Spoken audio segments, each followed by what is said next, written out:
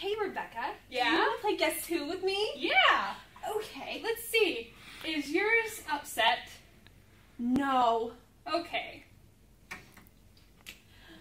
Does yours have furrowed brows? Yes. Is yours the unhappy mean face? Yes. Yay! No, that's not fair. Have you ever wanted to play Guess Who and not be able to have your sibling erase all of your work or knock over the board? Well then, we have the game for you. In the spirit of Guess Who, we're going to have a UI that reflects the core elements of the game. You see, in the far right panel here, you have a couple of smiley faces, in this case 4, and beneath them you have buttons that allow you to interact with the game in a meaningful way.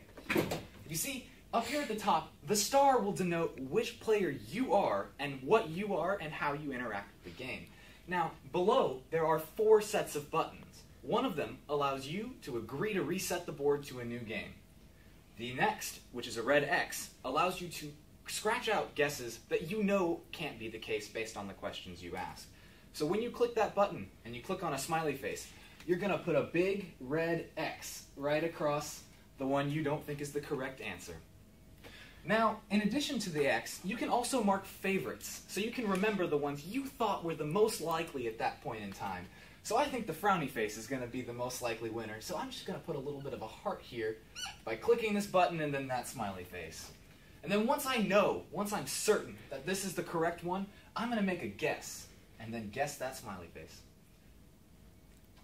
The players interact through this choice box where you type questions or really anything to converse with your opponent.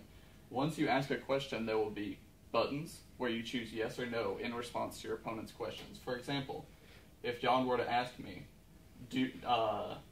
does your person have a big nose?